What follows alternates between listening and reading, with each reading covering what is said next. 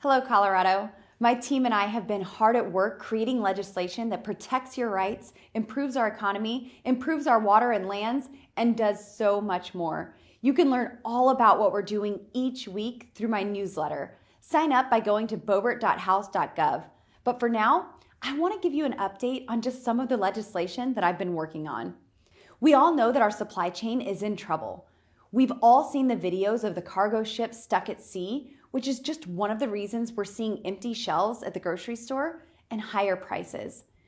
Biden may not have an answer to this crisis, but Republicans do.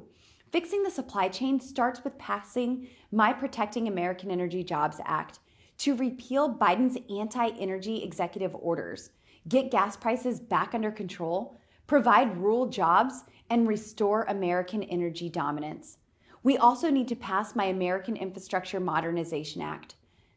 The AIM Act reallocates $650 billion of unspent CARES funding for critical infrastructure like roads and bridges. My bill will fix our ports without raising taxes or increasing government spending by even 1 cent, since it uses already appropriated funds and it doesn't raise your taxes. I also co-sponsored Congressman Chip Roy's Beat China Act to strengthen and bring jobs back to American soil and to reduce American over-reliance on global supply chains by incentivizing manufacturers to move production facilities to the United States. In addition, I joined 100 of my colleagues in a letter calling out Biden for selling out our oil supply chain to OPEC. I stand with the American roughneck, not OPEC, and believe that we make the cleanest, most affordable, reliable energy right here in America. Not only am I taking care of the energy problems, but I'm putting forward natural resource policies that work for Colorado. One of the first bipartisan efforts I led was to keep the Bureau of Land Management headquarters in Grand Junction, Colorado. I held roundtables, signed on to bipartisan and bicameral letters, filed amendments, and introduced bills all designed to keep the Bureau's headquarters in Grand Junction. Sadly, when the push came to shove, Senators Bennett and Hickenlooper refused to stand tall and use their leverage to benefit the people of Colorado. Unfortunately, it was all talk with no action. Now, the headquarters is scheduled to move back to DC, but here's the deal. That move isn't scheduled to happen until 2023. So when Republicans retake the majority, that move might have to get canceled. I'm also working to reduce wildfires by responsibly managing our forests. Wildfires and forest management touch nearly every individual and issue within our communities, from forest health to natural resource management, to water resiliency, to infrastructure and transportation. My bill will do all of this while creating cleaner water and air by mitigating catastrophic forest fires that emit more carbon emissions in just a few short days than all of the cars running 24/7 for an entire year in the state of Colorado. While I've been working to reduce wildfires, the Biden regime has been busy setting fires on the southern border. I joined on to Congressman Matt Rosendale's letter calling out Secretary Mayorkas for scrapping ICE and DHS while our country is being overrun by criminal aliens. Mayorkas turned the whole country into a sanctuary city by prohibiting ICE from enforcing the rule of law at woke colleges, welfare offices, playgrounds, and Antifa riots. Additionally, Mayorkas directed ICE to not arrest removable aliens. Biden and Mayorkas are disregarding the rule of law and allowing open borders. In a public address, Secretary Mayorkas said, "If you see something, say something." Well, my colleagues are seeing the DHS gutted from within, and we're saying something. In the last year, nearly 2 million illegal aliens have crossed our southern border, and the number of drug traffickers attempting to cross our border has increased over 450%. The number of sex criminals crossing increased over 200%, and the number of serial border jumpers crossing increased over 400%. Now more than ever, we need ICE to be doing removals. But this isn't the only scandal going on at DHS. I also joined 17 of my colleagues in a letter to Homeland Security Secretary Mayorkas, Attorney General Merrick Garland, and Secretary of Health and Human Services Xavier Becerra, demanding an explanation for their plan to give illegal aliens $450,000 for so-called trauma they experienced when they were caught by Border Patrol for breaking our laws. In Biden's America, it is better to be a criminal than a military service member or law enforcement officer. Criminal aliens could get $450,000 apiece, but the families of the 13 service members Biden let die in Kabul only get $400,000.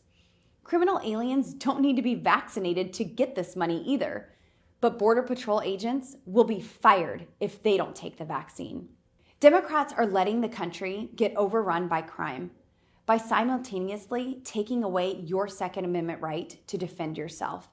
I joined over 100 of my House Republican colleagues in a letter demanding the Biden regime clarify its stance on the anti-Second Amendment United Nations Armed Trade Treaty, ATT, after Biden announced his intent to rejoin the treaty. United Nations bureaucrats should not have control of Americans' constitutional rights. When Obama signed the ATT in 2013, it was met with broad bipartisan opposition, and it failed to be ratified by the Senate. I will work to ensure Congress rejects this monstrosity once again.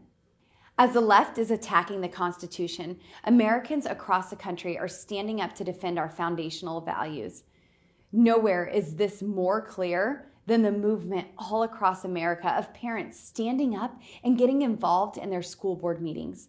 As your representative, I sent a letter to Attorney General Garland demanding to know what data he was using to assert that school boards were seeing an increase in violent threats.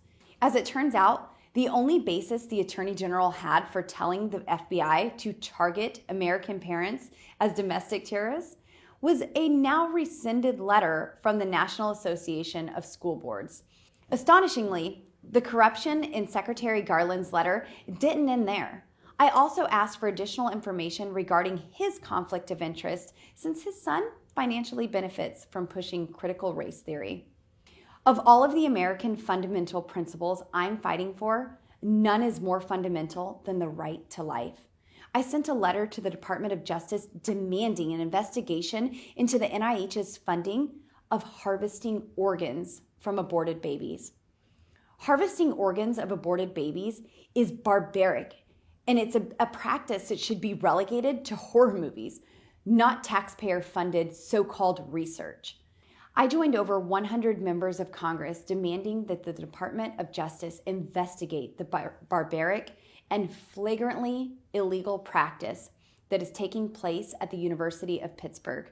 In response, we received a dismissive letter that could neither confirm nor deny an investigation. No surprise here, since Merrick Garland's DOG is too busy investigating parents they perceive to be domestic terrorists.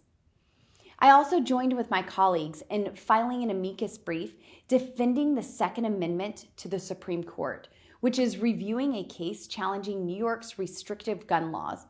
If we win, this decision could solidify the right to bear arms for 85 million Americans. Those liberal states have passed may issue laws to curtail that right. It's not just the Second Amendment. As I'm sure you've heard, the Biden regime is attacking our constitutional liberties, including privacy. I co-sponsored the Protecting Financial Privacy Act to prohibit the IRS from assessing the monitoring of Americans' bank transactions like never before. The federal government has no business monitoring small cash deposits and how Americans pay their bills, and has no right to snoop around in private checking accounts without a warrant. Nancy Pelosi and Joe Biden are trying to ram the Build Back Better Act through without reading the bill or learning anything about its economic impacts on the country. I joined with many of my Republican colleagues in a letter stating that it is irresponsible to vote on the Build Back Better Act until the Congressional Budget Office finishes its report to figure out exactly how much this will cost the average American family and how this spending monstrosity will impact the American economy. While I'm working hard in DC to stop horrible bills and advance solid conservative legislation, my team back home and I are doing phenomenal work in the district, providing constituent services. Recently, my office was contacted by a local Colorado veteran who wanted to answer the call of service and re-enlist in the Navy. He was honorably discharged due to medical issues, but he eventually became healthy again and desired to re-enlist. Even though his doctor medically cleared him, the Navy initially denied his re-enlistment and found him to be medically disqualified. He then contacted my office for help. I reached out to the Department of the Navy on his behalf, and they agreed to review his case. I am pleased to report that upon second review, the medical advisor reversed his original determination. This American hero is now in the process of formally re-enlisting to once again serve this great country. Thank you, sir, for your service. And if any of you are having an issue with the VA, IRS, Social Security, or any other federal agencies, please contact my office and we will get to work on your behalf. So far, I have worked on hundreds of cases, nearly 600 for Coloradans, and I have returned over $340,000 to the people of Colorado's 3rd Congressional District. It's the honor of my life to serve Colorado's 3rd District. And as you can tell, I've been busy. I'll keep working hard to preserve your rights, reduce the size and scope of federal government, and put forward legislation that addresses the real issues Americans are facing. Thank you, and God bless you.